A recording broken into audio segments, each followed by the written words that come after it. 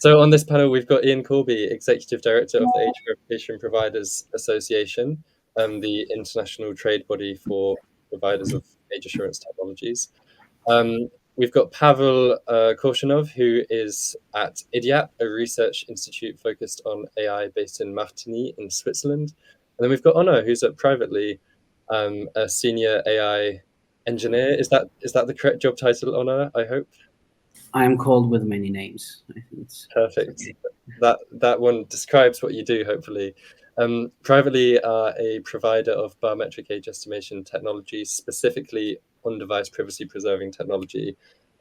What that means, which we'll come on to discuss a bit, is that tech has to be compressed to be quite small, which poses some interesting challenges when developing tools like those we have been developing.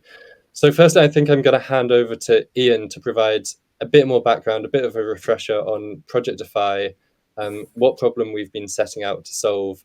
We've had a lot of information about the broader context of how deepfakes can facilitate harm, what other technologies are out there, and how is the legal landscape responding. This is a really specific and interesting case study where we're going to really deep dive into how our consortia of organizations working together to tackle this problem in the real world. So over to you, Ian. Thanks, George. I probably won't take the full 10 minutes allocated to me because I think I covered a lot of this in my original introduction to the webinar earlier this morning. But I thought it'd be just helpful to give a bit of context about how this team came together and how we work together. So Privately are a member of the Trade Association, as is the Age Check certification scheme. So when there was an opportunity for funding that relied on having a Swiss and a UK partner, it was obvious that we would talk to Privately. And then we also wanted to have this certification process built in. So that brought ACCS to the table. We'll hear from Tony Allen, who leads them shortly. The IDIAP have worked very closely with Privately since Privately was founded, I believe. And the sort of the brains trust, I suppose, behind some of the innovation which has been commercialized by Privately. So we knew that they had the expertise that we required for this project. Frankly, it was an existential threat to the entire project or the entire industry if people didn't believe that what we were doing would work and could be so easily defeated by very cheap and widely available technologies. So we were keen to work with them. But I have to admit, I was very cynical from the start about whether we would be able to defeat these tech. I've heard so much in so many conferences about just how good this stuff is, how it is undetectable to the human eye. Hence my concern that the only response from a major IDP was to train their staff better. That was clearly never going to work. And to be honest, right until the end of the project, when we finally saw our draft report for the first time, and I must admit, I, not being technically qualified enough to validate it myself, reached out to AI for some validation. And I said to the AI, is what we have produced here novel? Is it helpful? Is it detailed? And will it help defend against such attacks? And the response from AI was, in fact, incredibly positive. It said that this is groundbreaking stuff. This is going to be really useful to the industry as it seeks to defend against these attacks. So obviously, I heaved a large sigh of relief at that point, and then began to look forward to this event now, where you're going to hear what those results are. We are going to be a little circumspect in what we say. Obviously, we don't want to make life too easy for those who are finding ways to attack us. And it's not just kids in their bedrooms. There are sophisticated attackers. We've already seen this with things like physical ID in the real world, where people have gone to enormous lengths to recreate fake IDs, and then they charge lots of people $10 a go, and they can make a lot of money that way selling fake IDs. So there will be money to be invested in finding fakes online as well as in the real world. And so that's what this project's been preparing the industry to defend against. As I said earlier, it's not a once and done thing. And part of the recommendations is about how you create a process for surveillance to spot when you might be under attack and to develop those responses. So George, I'll leave my opening remarks for that and allow you to pass to the next speaker. Great, thanks so much. Let's pass straight on to Pavel then.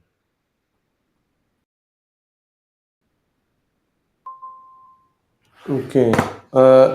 You see my presentation, so just let me know if some things are not working, because I have some videos to play.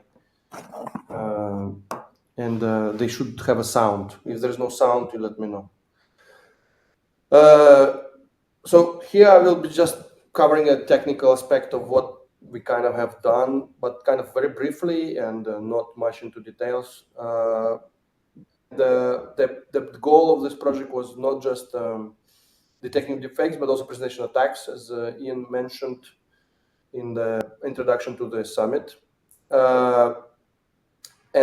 Basically, presentation attacks, just briefly explain what the difference is. And so presentation attacks, instead of a real person, show something else, like a mask or a printed photo. And instead of real voice, you play a recording, or usually it's you play a recording of something, pre-recorded something. You can also play generated stuff as well, but the point of presentation attacks, you present it to a sensor. So it means you play back onto a microphone, or you play back to a camera, something.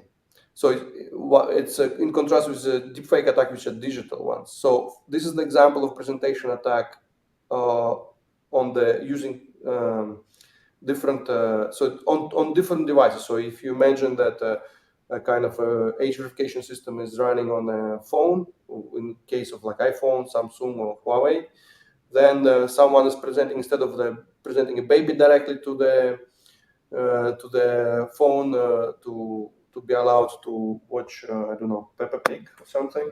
Then instead of that, you present a picture of the baby using like iPad in this case. So, and then you have a difference. You can see that they all look different. So original image on the left is the original image is basically looks like this, and then when you have this presentation, they change. They look differently a little bit from original. So that allows you to detect this kind of noise that the sensor applies to the both iPad when you display it, and also the phone when it takes a picture. So you can have a sense of where's the presentation attack when it's not. And there are systems that basically designed to detect this type of presentation attacks. So the other types is deepfake, which is basically a synthetic, fully synthetic or partially synthetic sample. Like it is an image, video, or audio, or text as well. Like ChatGPT generated text is also synthetic text, which is basically injected into the system by passing the sensor. So it means it assumes that when you have used deepfakes, you are hacking also the system you are using. So you're basically creating like a virtual camera in a browser that you, instead of a real camera, so you replace your real person with someone else, like with face swap. You can have clone voices, so generate different voices. You can do text to speech, which you from text to generate voice. You can do voice conversion when you from your voice you generate another person's voice. Face swapping, then fully generated images, fully generated videos. Recently, a lot of viral videos of AI generated stuff online. So everything can be fully generated. So we have some examples of deepfakes that we have done. So all the images and videos I'm showing here is we have done within the project. So we generated data, collected data. So ICCS was instrumental into collecting real data. We generated in the app synthetic data like face swaps, voice, images, and then the ICCS was also creating presentation attacks by re-recording these videos back, both synthetically generated and real videos back to the sensor. So this was an effort in Manchester. This is the example of on the first two images. It's basically extract from video. First two images are real people. So we were swapping faces between adults and children. And the children is all below 18. That's what we assume. So this is like two real people, and then on the right is the swapped face, where you put older lady face on the younger person body. You can see in this image artifact when you have this glasses mismatch, that you can see some things that that you can notice visually, but it's not always the case. So sometimes it's quite hard to notice. But let me show you videos. I don't know if they will play. Let's see. Actually, I don't know. It doesn't play right like this. Yeah, that's the problem with this platform. But I have uploaded the videos, so maybe I will show you some here. Hey like there, directly. I hope you're having an awesome day so far. I'm excited to chat with you. How's everything going on your end? So I don't know. I hope you heard the sound as well. So if you hear the sound, Yes, that was fine. okay, that's great. So this is a genuine person. It's a real person, and these are two kids that. Hey there, I hope you're having an awesome day so far. I'm excited to chat with you. How's everything going on your end? These are two. Hey there, I hope you're having an awesome day so far. I'm excited to chat with you. How's everything? So basically, these two brothers. They're basically identical brothers, and then using this.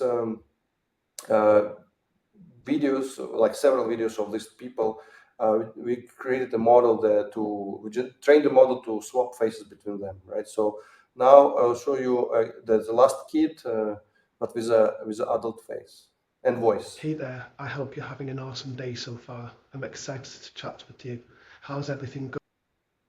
So I mean, you can see the voice compared to the genuine. This was the last video. The kid changed to older voice, obviously, and also the face changed quite noticeably as well. So this is another kid that became adult. Hey there, I hope you're having an awesome day so far. I'm excited to chat with you. How's everything going on your... So they speak the same thing as they spoke in the original video, but with different cadence and a different voice.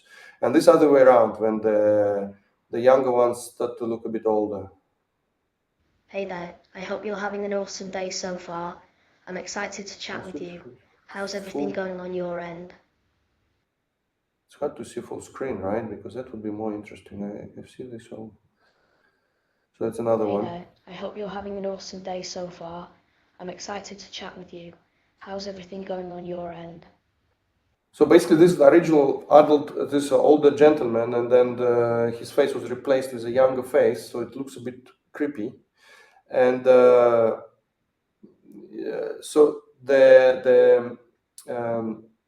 and the voice is also changed to a younger version of that older gentleman voice. So this is basically the kind of, we had created a whole data set of this type of swaps, and so this is basically the example of the same images as just the videos in the presentation. Basically, in the end, so this is what we also generated. So we generated this data set of deepfake videos and voices. We also generated some images of people at different ages, so synthetic fully, like those quite popular images, like they use them in the LinkedIn profiles, like, you know, in everywhere you see the image that looks like a real person and a nice, like it's kind of fake, like it's quite popular, like GAN generated images. So we generated 200K data set of fake people at different ages, and then generated also using latest like Flux and Stable Diffusion 3.5 version, so they show you some images later. Also different ages and the racial balanced and based by race, by age, and by gender to help actually testing and training age verification systems. We use them also to do the same for face recognition, but this is not in the scope of the project. And then we have created some detection methods. So this is the images that I mentioned. This is Flux generated images. This is like a young kids of different genders and races. This is prompt-based generation, but at scale. So we run it on our own GPUs at large scale. So we generate a lot.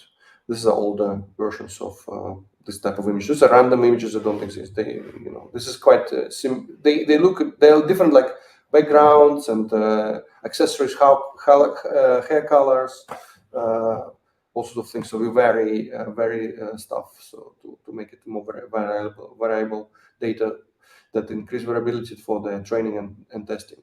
So this is the kind of example of how we would what like when we detect a deepfake. So like this is the video deepfake detection, one of the methods that it's not only just aimed to detect them, but also categorize them in different type of deepfakes. So you can see these blobs of different colors, basically a different deepfake being detected.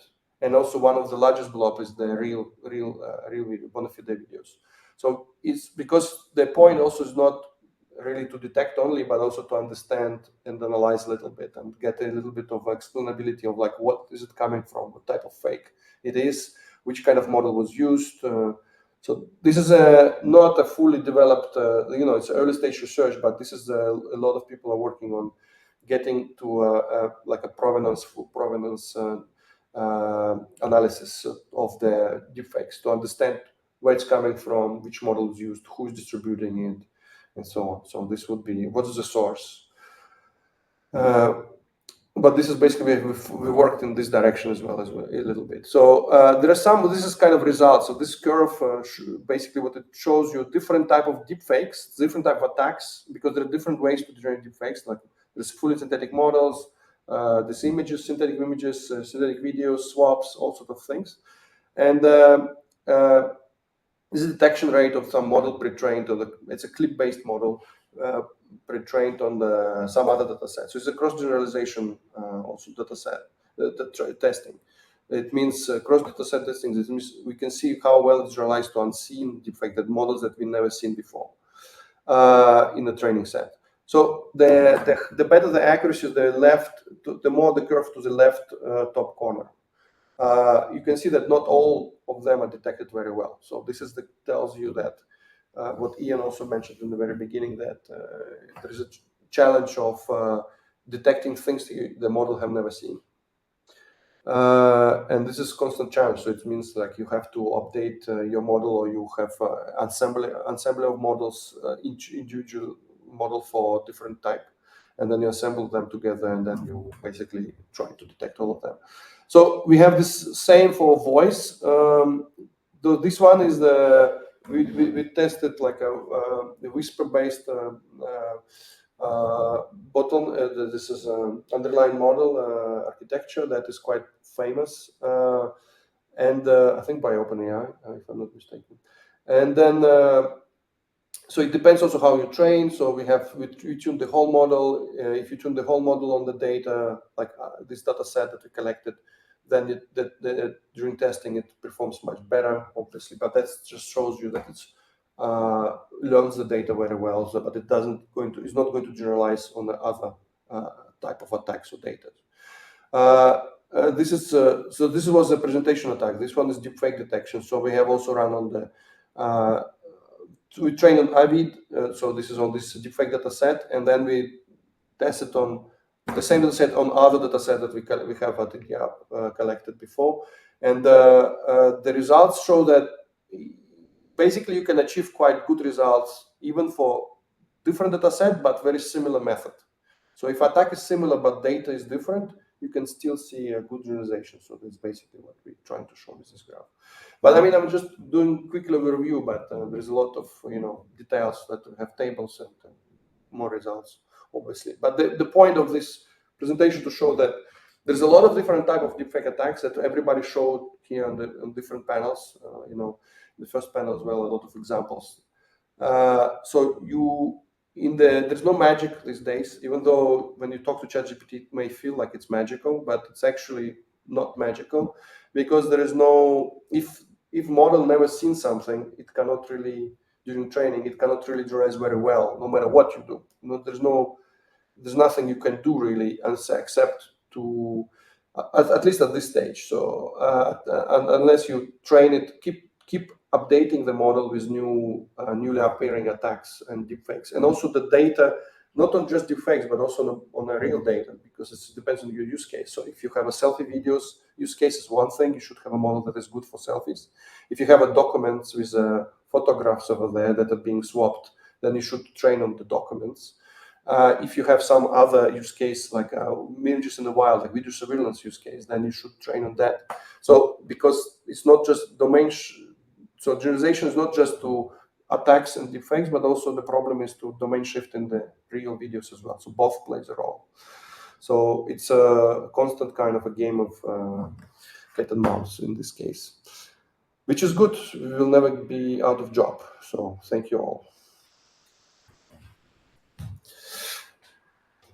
Great stuff. Thank you so much, Pavel. So I think that shows some of the complexity that has gone into this project. How we actually operationalize that into a biometric age estimation system which performs on device. That was the responsibility of Privately, and so I would honor to speak to that. Thank you, George. Thank you, Ian. Thank you, Pavel.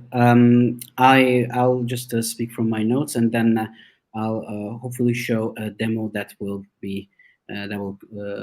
inspire you to consider the application of deepfake detection in the context of age estimation systems.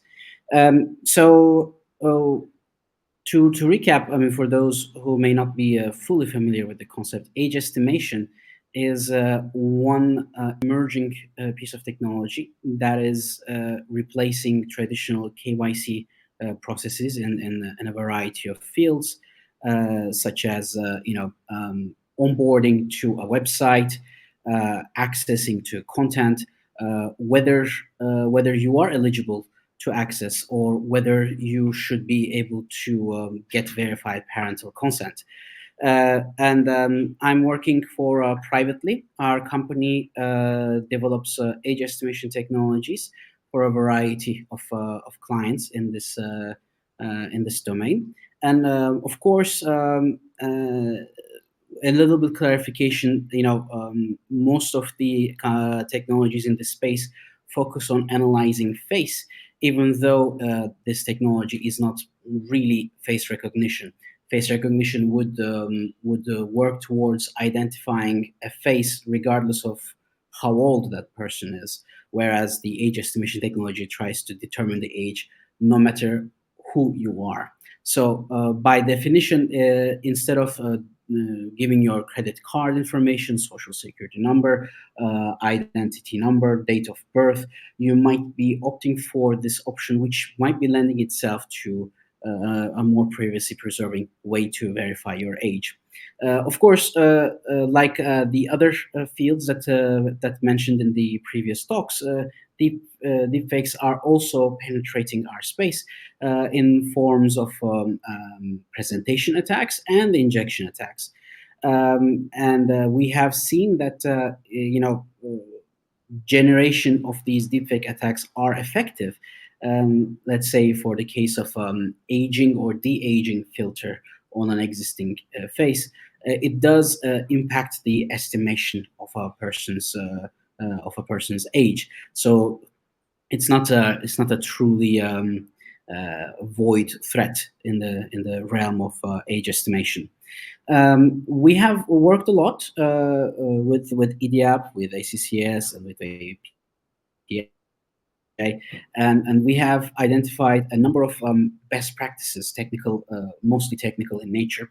I'll just briefly mention them, and then we'll do a quick demonstration of things. So we have understood that in order to defeat AI-based stuff, you also need to have proper data to develop your systems and put up AI solutions to combat against AI, among many other non-AI solutions complementing each other. That means that you need to adopt a multi-source data strategy, a diverse set of collection devices, different cameras. That also applies to synthetic data as well, using a variety of tools available to understand common patterns and artifacts injected during the generation of such images. And also, the worst thing you could do is to find one solution that fits all, one big, huge AI system that is able to address all of them. Instead, you could break down your detection mechanisms into multiple stages, such as detecting whether there is a defect in the image, whether there is an issue on an active liveness check, whether there are further inconsistencies that are found in, let's say, in a presentation attack, but not found in an injection attack, and so forth. And of course, as Pavel has concluded, these things, these processes have to be continuous. You need to continuously scout for new vectors of attack and regularly retrain your AI systems to detect these attacks. And you would also want to consider a proportional approach to security against deepfakes, considering the risk and runtime constraints. For instance, it is two broadly different propositions to have a liveness check on onboarding to a platform versus uploading a content to a platform, or first-time users versus trusted users, content access control versus verified parental consent. These are quite different use cases, even though they might be using similar input modalities. Finally, adopting privacy preserving techniques will not only make ease the end users' worries, but also it can help you be more compliant with regulations, and also consider deploying some of the compute work on user devices, which might also make your system technically better scalable. So I'm going to start some demonstration, and the story. I would like to start the story first with how we used to traditionally see attacks. Like we would see people trying to put paper bills or present photos. So let me share my screen and let's see if my demonstration agrees with what I claim. So typically you are going to see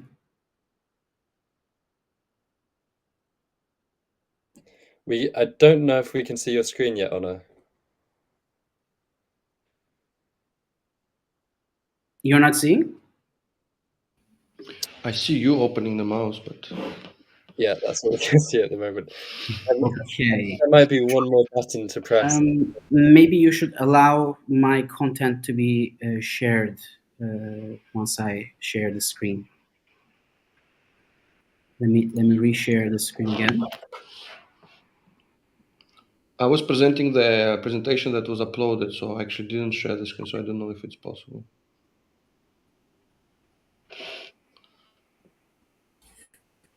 So I think there's 2 clicks, one to share the screen, and then Yeah. one. Yeah. Yeah. Okay. Are you able to see now? Not yet. You're just more blurry. Okay. Okay. Yes. Oh yeah, now it is. Yes. Oh, wait, it Excellent. was there. Wait, it disappeared. Now again, yes.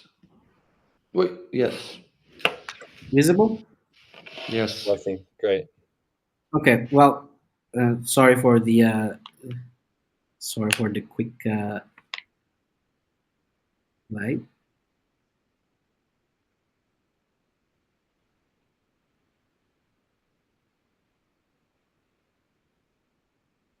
So typically, this is how an active liveness check would conclude with a real person. Let's try first with some presentation attacks. It's written on the top what you need to do. That's what because Yeah. maybe not everybody sees that. Yeah.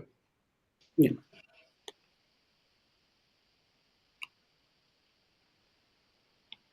So I have shown a paper note where someone's face was present.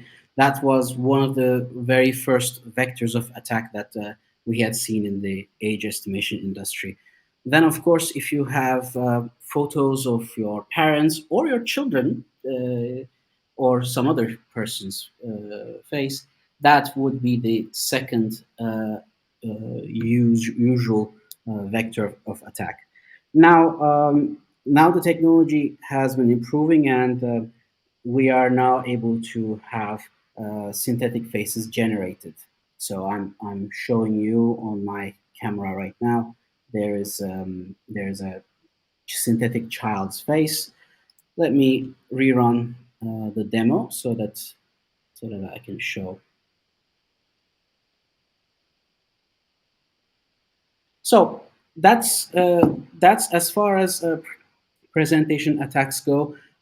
Even though the last content was a deepfake synthetically generated face, it was presented through another medium. So the system used cues that are available for presentation attack detection.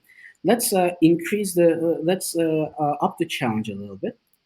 Let's open up a software called OBS. This is a software that is used by streamers when they publish their let's say game walkthroughs or their events to various streaming sites. However, this also creates a virtual camera, allows a very easy way to present new attacks. And the easiest form of attack is for instance, a social media filter, and that is going to excuse me, just excuse me, a child is interrupting. Just a moment.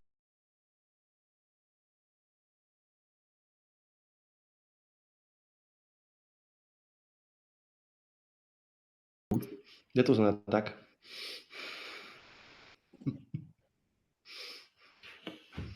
Yeah, apologies for the interruption, everyone.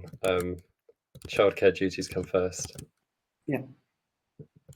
Apologies. I've got my daughter was really interested to see the presentation of my work. So the easiest thing is with this OBS is it's very easy to download. It's a free software, and then you can always record yourself with a filter from a social media to show yourself as a baby. So let me show you how that works. It's a little bit more involved than presenting a simple asset, but it just requires a couple of clicks. And I will be able to demonstrate the attack.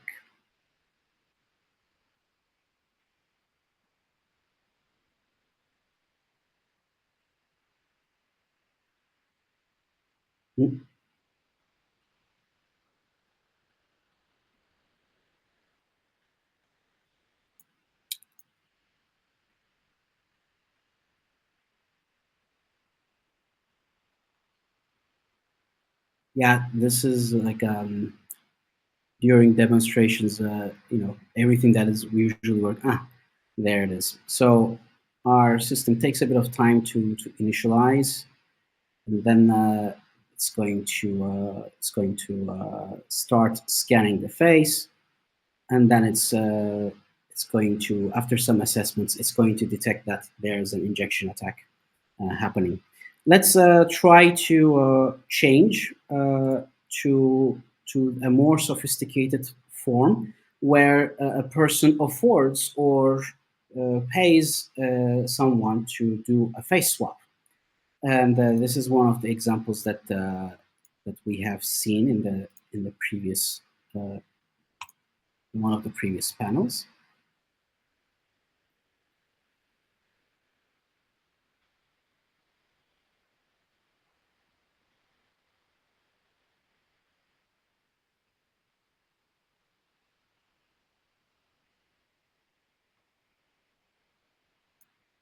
Okay, my demo is not really agreeing with me. Just moments ago, I was able to show the injection attack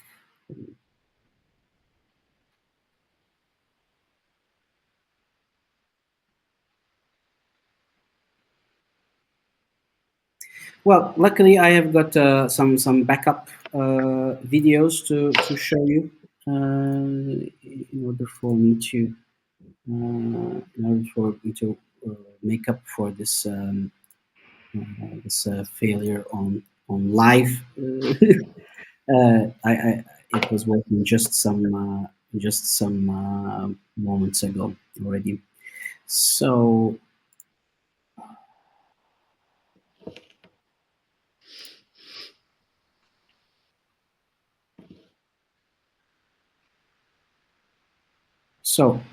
let me know if you're seeing the screen. Yes, it's all working. Okay. Well, Okay. yeah, video is working, I think. Yeah. So my virtual camera software is a bit apparently a bit faulty. Once the injection is detected, as you can see, the system is able to kick out. But when you present a real image, a real person's video recording, the system is going to behave differently.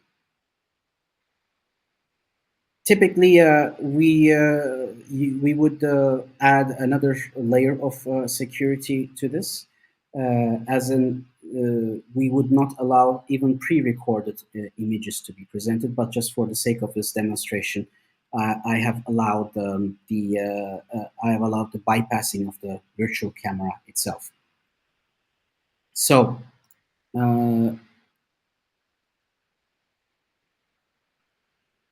So that's what I wanted to show. So in summary, I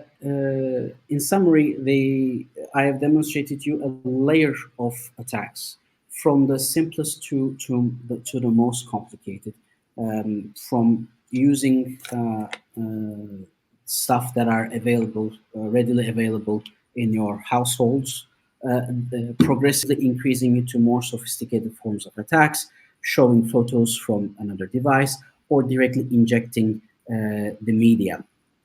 And the learnings we have here is detection of each of these stages require a different layer instead of having one big solution that sorts it all. The reason I was not able to continue the live demonstration was because my browser simply stopped accepting the virtual media itself, even before I started running running my detections. But those findings will be available in the confidential industry best practices report, as Ian has mentioned. Thank you. Thank you so much, Honor. I think there's a huge amount of work that's gone into this. And as you've just said, for age assurance providers, we've compiled best practices, learnings from the whole project into a report. We've got 6 headline best practices for the detection of deepfakes in the context of biometric age estimation, and then some preliminary best practices for the development of biometric age estimation technologies more broadly. One of the challenges that we've been discussing in the whole of today's summit is bad actors move really quickly, and they don't care about being responsible in how they're obviously deploying the technologies that they're producing. And so being able to share information between innovative research projects such as Project DefAI and other projects is really important. But we've also touched on the fact that there are a number of challenges in doing that. Not least, we don't want to provide a handbook to bad actors for how we are detecting deepfakes in this context. So that's why we're sharing the results of this research with age assurance providers. If you would like to request a redacted copy of that report, as Ian has put in the chat, you can get in touch with us via the project website, and we'll have a redacted version available very shortly, which we can disseminate. The headline best practices, I can just summarize them really quickly in the last few minutes of this session. Honor touched on all of them, I think, but the first one is to adopt a multi-source data strategy, including diverse bona fide samples. So using different types of data, studio quality data in the wild data when you're training the model. The second best practice is to generate synthetic data representing the major attack vectors which you're aware of. There's been a bit of debate about whether you should use synthetic data when training models. We have found in this project that it's been a really effective strategy. Ono mentioned using a multi-stage and multimodal model, so not using one massive model to do everything, but instead having multiple detection models and input types such as audio and video. And this is what resonates, I think, with Ami's point in the first presentation about being very efficient with how you're developing these technologies. And then the point that Pavel raised, this is an ongoing issue. So the fourth best practice is to regularly retrain the model using new verified data as well as updated adversarial examples of deepfakes. The final two are to do with the kind of approach more holistically to developing these technologies. So they cover how to adopt a proportionate approach to security, considering the risk of harm and runtime constraints. How can we do this in a way which is usable, which will be able to be deployed on consumer-grade hardware? And then finally, the final best practice is about how to adopt privacy-preserving techniques during model training and deployment. How can you make sure that we are being responsible whilst developing the technology to counteract the threats from bad actors? So we've got much more detail on each of these best practices on how you can integrate them into your age assurance systems if you are an age assurance provider in the best practices report, which will be freely available. And that's part of the purpose of Innovate UK and InnoSuisse funding Project DefAI in the first place, is to ensure that not only do privately come away with deepfake detection mechanisms on their own technology, but more broadly, the industry is supported to continue to be viable in an online atmosphere which is increasingly characterized by the proliferation of generative AI technologies. I think that brings us to time. Unless any speakers have any final closing remarks they would like to add. I don't think I've seen any final questions in the chat. So in that case, all that's left for me to do is finish up the second of our Detecting Deepfake Summit by thanking all of our speakers. Chanel for chairing the first session. We had Ami, Emma from the IWF. And I also want to thank Jess Smith from Ofcom, who, although she wasn't able to make it today due to illness, my ad-libbed presentation on the first panel was very much thanks to the hard work done by Ofcom in preparing their research report on deepfake defenses. Thanks to our second panelists, Julia and Manon from Hausfeld Legal Firm and Five Rights, respectively. I thought that was a really interesting, thought-provoking discussion on how regulators and legislators need to be as proactive as possible in addressing deepfake facilitated harm at the root and at every stage along the production cycle of deepfakes. And then finally, thank you to all the Project DefAI partners, AVPA, ACCS, who are responsible for certifying whether or not these deepfake detection mechanisms actually work. IDIAP, who, as you just saw, have done a lot of the background research, which informs the work that privately have then done, building these systems and making sure they can operate on consumer-grade devices. Final reminder, head to our website to find a way to request the redacted version of the report if you'd like that. I've dropped my email address in the chat if you would like to catch up on any topics mentioned in today's summit separately. Otherwise, thank you so much for joining us. I think you'll receive a recording of this whole summit if you would like to share it with colleagues. And yes, thank you again. And we will see you all very soon, I hope.